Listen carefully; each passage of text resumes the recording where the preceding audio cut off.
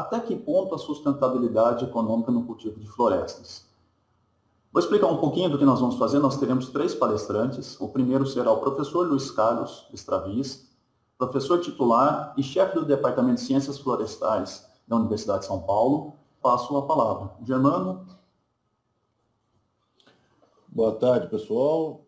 E nessa parte que nós formamos esse grupo para discutir o tema é sustentabilidade econômica nos projetos florestais. Primeiramente, eu gostaria de chamar o Luiz Carlos Straviz, é um grande nome do setor aí, eu não vou falar muito, e faça a sua apresentação. Obrigado, Luiz, pela presença aí. Obrigado, Germano, e colegas florestais, comunidade florestal. É um privilégio estar falando para uma audiência tão grande no Brasil todo. Eu agradeço também então, a participação e a dedicação de tempo de todos, né? Normalmente esses webinars têm um alcance bastante amplificado pela facilidade de acesso, e isso é muito bom para nós todos que vivemos na comunidade florestal, vivemos dos recursos florestais. Agradeço ao convite também do Instituto, do IPEF, em organizar esse webinário. Ele vem em tempo, é sempre propício, sempre adequado falar sobre essas questões, especialmente aquelas que dão sustentabilidade e longevidade, como disse o Germano. Nós temos 20 minutos cada palestrante, eu vou tentar ser breve e convido a todos que, por participar num fórum tão privilegiado, na companhia do Zé Maria, do Valverde, do Germano, aproveitem essa oportunidade para deixar suas perguntas no chat, vão estar sendo coletadas aí pelo moderador Germano e pelo Paulo. Eu terei enorme prazer em responder. Nesses 20 minutos eu vou tentar fazer um apanhado de várias das questões que o Germano até já citou, de uma forma em que tento organizar, do ponto de vista do empreendedor florestal, aquilo que, sobre as quais, itens esses sobre os quais ele tem maior ou menor governança. Nós vamos começar mais ou menos a discussão por aí, e depois eu vou deixar no final registrado a minha resposta à pergunta: existem condições, ou é sustentável economicamente o plantio florestal? É uma pergunta bastante ampla, a gente precisa contextualizar isso ainda. Então eu pediria ao coordenador que nos mostrasse aqui, deixa eu ver só se está sendo apresentada corretamente. O tema da sustentabilidade econômica de plantios florestais, ele precisa, talvez, num primeiro momento, fazer uma certa distinção de quais plantios exatamente nós estamos falando. No caso específico daqueles que estão já verticalizados e vinculados ao abastecimento de uma indústria, certas questões de sustentabilidade se definem de uma forma diferente dos plantios que já estão, ainda que vinculados à indústria, mas pertencendo a um terceiro e num contrato de fomento ou de parceria, também tem certas questões de sustentabilidade já, pelo menos, contempladas. E temos o terceiro caso dos plantios florestais independentes que se voltam para o mercado. Isso, obviamente, não os exclui da indústria, mas ele tem outras opções do que um monopsônio ou um pequeno número de opções para certos fins industriais, porque ele também, de repente, pode estar participando de outros fins. No rodapé aqui, 4 fotos, digamos, de diferentes situações florestais. Mais à direita, um mogno africano, uma espécie muito específica que tem chamado a atenção de alguns. Obviamente, ela se volta para um mercado especial. E o investidor, nesse tipo de plantio, tem e atua sobre certas expectativas ou ambientes muito diferentes do plantio mais à esquerda, por exemplo, vinculado a uma indústria que, num mosaico de paisagem, se concentra na produção de fibras, né? Então, num primeiro momento, eu diria que nós, no caso das florestas verticalizadas e fomentadas, já temos as questões ou as referências de sustentabilidade bastante comprometidas com o desempenho da própria indústria. A sustentabilidade do negócio florestal depende da sustentabilidade da indústria, a qual ele se verticaliza ou da qual ele participa. Num segundo caso, os independentes têm as referências de sustentabilidade vinculadas à capacidade gestora do investidor florestal. É ele que vai analisar, e está nas mãos dele, analisar as opções, né, que ele tem à sua disposição para implementar suas ações. Então, quais seriam esses fatores que afetam o desempenho e a sustentabilidade econômica? Neste caso, é o ponto que eu prefiro dar destaque aqui, porque é o que mais enriquece a discussão, na minha opinião. Isso não significa, novamente, que eu esteja colocando num nível de menor importância aqueles plantios que já estão vinculados à indústria ou que estão, de alguma forma, contratados em sistemas de parceria. Eu repito que, nesse caso, eu opto por perguntar da sustentabilidade econômica de plantios florestais, no caso dos plantios independentes, por enriquecer bem mais a discussão e deixar inclusive, espaço para que no final faça uma nova questão e contribua para uma discussão mais rica nesse grupo.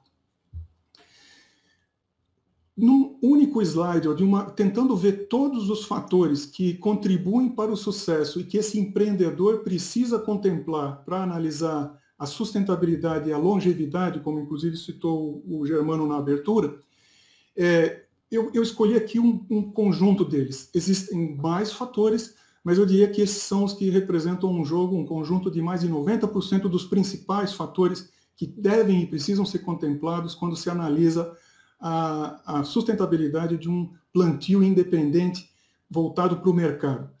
No eixo da esquerda, em dois níveis, digamos, quanto mais para cima aqui nesse eixo, quanto mais alto, eu diria que existe maior governabilidade, maior controle, maior capacidade de gestão do responsável pelo manejo florestal, portanto a governança do gestor é maior, e quanto mais ao fundo desse gráfico, ou mais para baixo, a governança é menor.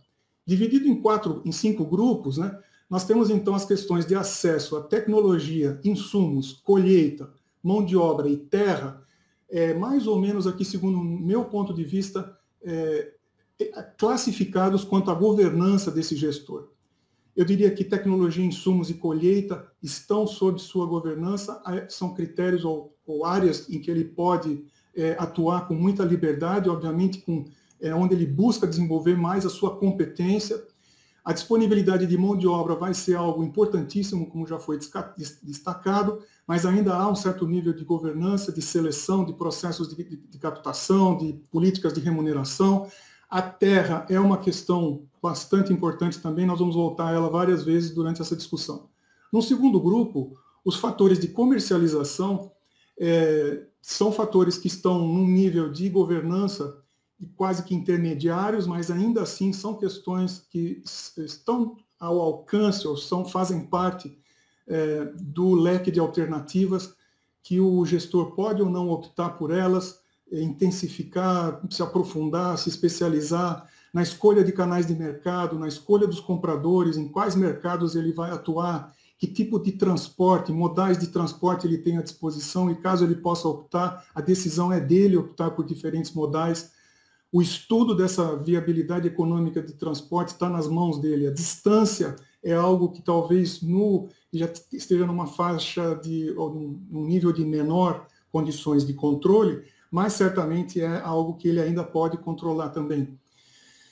Preço, entretanto, é uma coisa que não lhe cabe na grande maioria dos casos. Como produtores de commodities, nós somos, como chamam os economistas, tomadores de preço. Em geral, participamos de um mercado de competição quase perfeita, onde existem muitos consumidores, muitos produtores, e eu não tenho força, capacidade de fazer preço. O preço é tomado.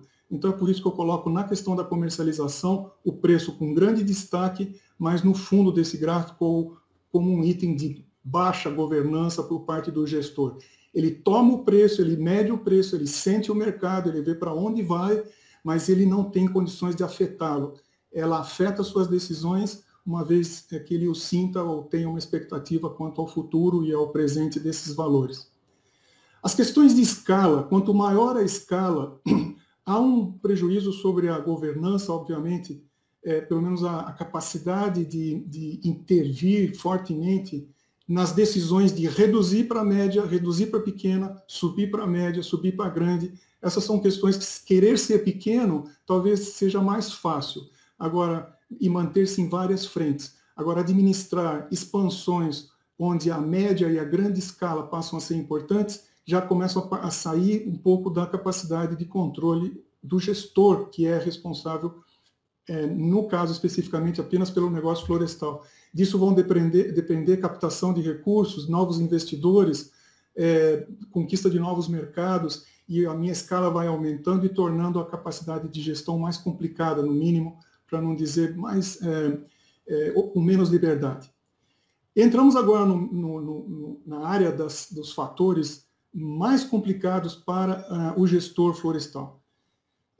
São as questões principalmente de crédito e de sensação de segurança quanto à estabilidade fiscal, as questões regulatórias, né, tanto de mercado como de acesso a uma série de recursos e fatores de produção, as questões tarifárias de importação e exportação, a própria política de ênfases que um governo, e ficamos à mercê muitas vezes de variações locais, regionais e nacionais. E as questões climáticas.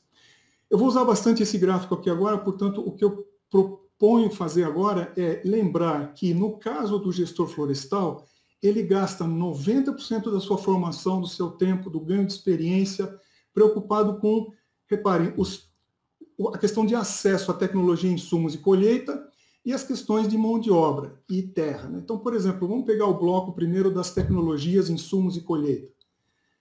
É aqui que o domínio ou a qualidade do gestor muitas vezes se destaca, né? O seu domínio sobre as técnicas silviculturais, a capacidade de cercar-se de gente competente para gerir, para manejar solos, nutrientes, água, as técnicas que ele usa para monitorar o crescimento e fazer uma silvicultura hoje chamada de precisão, não é? Para intervenções de máxima eficiência, máxima eficácia, uso de recursos genéticos melhorados, e a sua capacidade de se proteger contra incêndios, vento, doenças, plantas invasoras, insetos nocivos. A competência desse gestor, resumida até a temas como tecnologia, insumos e colheita, fica muito restrita, no sentido de entender a complexidade disso, que é enorme, é um universo de áreas de atuação em que a tecnologia, os insumos e a colheita fazem a diferença no final de um processo produtivo. Eu até aqui, na minha opinião, também coloco essa lista de especialidades dentro da tecnologia, insumos e colheita numa hierarquia, onde essas questões de proteção são hoje de muito difícil governança absoluta, né? Porque elas são imprevisíveis, as mudanças climáticas têm afetado a ocorrência de eventos catastróficos, ou pelo menos de máxima violência, de máxima explosão, como são os casos de ventos e tempestades que assolam determinadas regiões do Brasil, que eram pouco frequentes, as questões de novas doenças, plantas invasoras e insetos. Enfim, um exemplo aqui, de novo, dessa questão do acesso aos recursos, da capacidade do gestor dele se desenvolver nessa área e melhorar, tornando o empreendimento florestal mais sustentável, se ele tiver condições de ter todas essas capacidades. A disponibilidade de mão de obra, tanto a especializada como não especializada, é outra fundamental, varia de região para região, é algo que ele também, gestor ou ela, gestora, se defronta, se depara, e na hora dos processos de seleção, tudo vai depender muito da capacidade regional com que se investiu ao longo do tempo em educação, em pesquisa, em inovação, e o acesso que essa mão de obra especializada ou não vai ter. Isso tem que ser levado em consideração durante o processo de gestão para garantia da sustentabilidade e longevidade dos negócios. Lembrando, então, que fruto disso, obviamente, existe uma capacidade do solo ou uma capacidade local de produção, mas mesmo assim, dado uma característica física específica das condições microclimáticas, edáficas, locais, espécies como o eucalipto são muito plásticos, muito elásticos, eles respondem de diferentes formas. Eu aqui dou um exemplo de um feixe de curvas aqui, todas elas representativas de fluxos de crescimento observados, no caso o eucaliptus, tá? Em áreas de alta produção, de média produção e de baixa produção. E se vocês tomarem como indicador o incremento médio anual, e aqui, né, para o pessoal que já teve aula comigo, sabe aquela dica básica, né? Pega uma linha, pega ela na origem e tangencia essa curva, encosta essa retinha na curva, e você vai encontrar o ponto de máximo IMA daquela curva.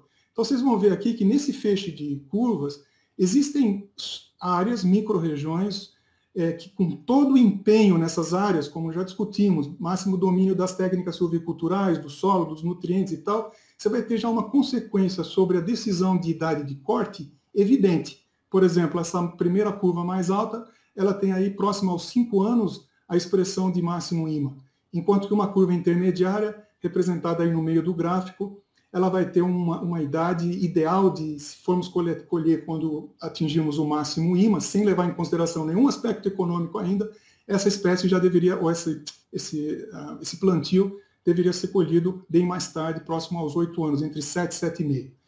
Isso, então, expressa resultados de decisões ou de acompanhamento que são específicos, inerentes ao gestor, estão sob seu controle. E eu agora gostaria de falar sobre aqueles fatores que, não estando sobre a governança do gestor, poderão ou podem melhorar dependendo de uma intervenção que o setor florestal se acostumou muito no passado e agora a gente escuta em vários fóruns aí novamente a demanda, o desejo, a vontade de defender determinados, por exemplo, incentivos, né? Incentivos. Vamos ver qual seria o papel de alguns desses incentivos se eles existissem sobre esses fatores que nós falamos há pouco. Vamos imaginar que investimentos em educação, pesquisa e inovação surgissem e incentivos que podem ser de natureza fiscal ou de crédito, né, também fossem contemplados. Essa força ou efeito desses incentivos faria com que certos aspectos sobre os quais o gestor tem menos domínio passassem agora a ficar num nível de menor dificuldade. Eu até colocaria alguns deles, como o Germano já lembrou, será que a gente precisa falar muito de risco, de mitigação de risco? Bom, certos incentivos aqui eliminariam essas questões de risco ou de exposição a condições menos favoráveis. Por exemplo, os investimentos em educação e pesquisa, como eu mostrei antes, fazem uma pressão para a melhoria da qualidade da mão de obra e para tornar e aumentar mais disponíveis diferentes modais de transporte. A inovação, principalmente falando, a gente tem exemplo disso recentemente de uma das maiores empresas brasileiras que propôs aí um caminhão com 6 vagões para carregar a madeira, né, a exploração. Isso só é fruto porque houve condições de inovar, de fazer pesquisa, de se investir nesse tipo de análise, né?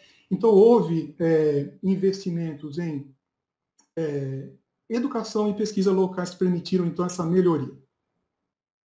Bom, no lado dos incentivos, o que eles podem provocar? O que eles podem melhorar? Diminuir riscos e aumentar garantias. Isso faz com que, então, essa seja uma questão mais controlável. A questão da carência e do custo de capital, ou seja, o juro do crédito, se for um incentivo se for um incentivo ao crédito, torna os custos de crédito, de empréstimos menores, fazendo com que, então, o custo do capital seja menor, a disponibilidade e acesso seja maior. E aí, para aqueles que são proprietários rurais, produtores florestais, profissionais do agronegócio, essa questão agora de disponibilidade de capital se torna mais governável, mais controlável, né? O aumento, então, da sustentabilidade econômica se evidencia por conta desse tipo de incentivo. No caso de incentivos fiscais, reduzem-se também bastante as incertezas regulatórias, tarifárias, políticas para o setor, e isso tudo, então, melhora. Qual o efeito disso tudo? Reparem que a expectativa aqui é de que essas coisas melhoram, mas eu ainda sou um tomador de preço, ok? Então, se o preço é aquilo que eu não tenho controle, essas outras alternativas, ou os efeitos dessas outras alternativas de incentivos e investimentos específicos, seria ótimo, eu torço para que sejam reduzindo custos, melhorando a eficiência, mas eu ainda sou um tomador de preço. Por ser um tomador de preço, quanto mais baixos os meus custos, maior a margem que eu vou ter depois, mais econômico, mais sustentável. Mas, na verdade, muitos diriam, o melhor incentivo para um produtor é o preço, né? O melhor incentivo para o produtor de qualquer coisa é o preço. Como fazer para que o preço, pelo menos, melhore? Eu posso ser um tomador de preços, não me incomodo, como são todos os produtores agrícolas em geral, somos todos produtores de commodities, sou um empreendedor da área florestal que trabalho com uma commodity, mas eu gostaria de ver meu meu produto final melhor remunerado. E esse vai ser o grande incentivo do produtor. Para melhorar preço, uma sugestão aqui, aliás, vejam aqui, eu vou fazer uma digressão aqui com vocês. Ó. Se, dado um determinado preço, a questão é, o aumento desse preço me deixa mais competitivo, melhor, mais sustentável? De que forma?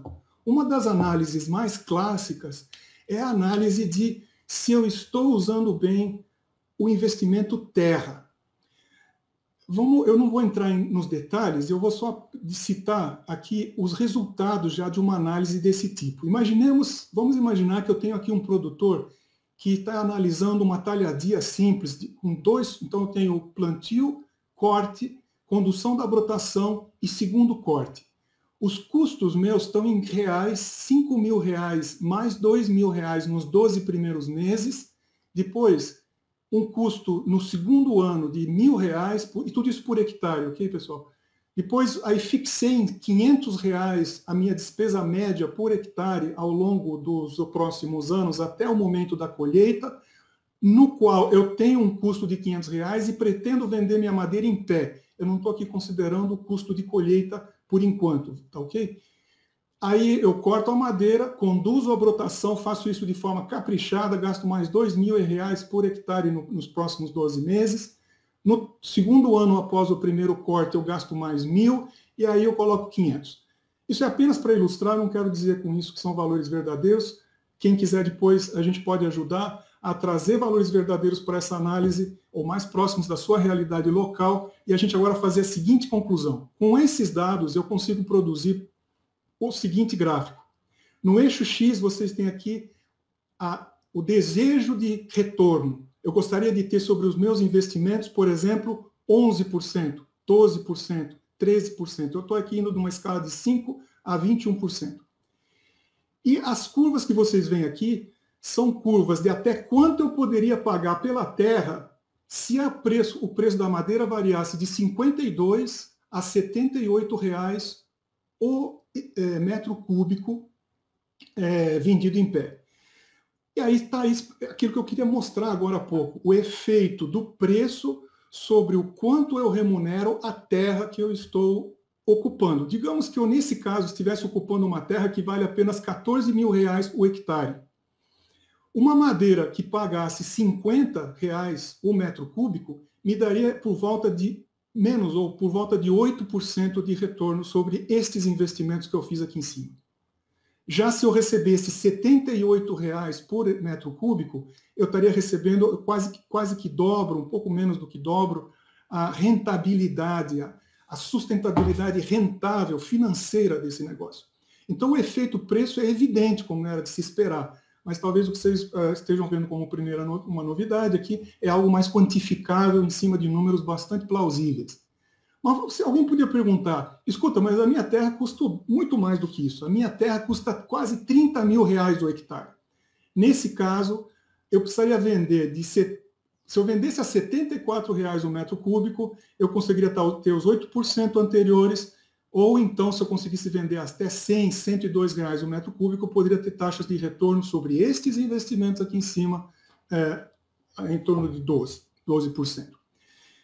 Bem, as outras linhas aqui embaixo representam outros custos de terra, terras de menor valor. Vocês notam como as questões aqui, quanto menor, mais barata for a terra, evidentemente, os resultados são maiores em termos de rentabilidade. Quanto mais cara a terra, menores as rentabilidades, do ponto de vista dos retornos sobre algo que é fixo, que são os meus investimentos e custos.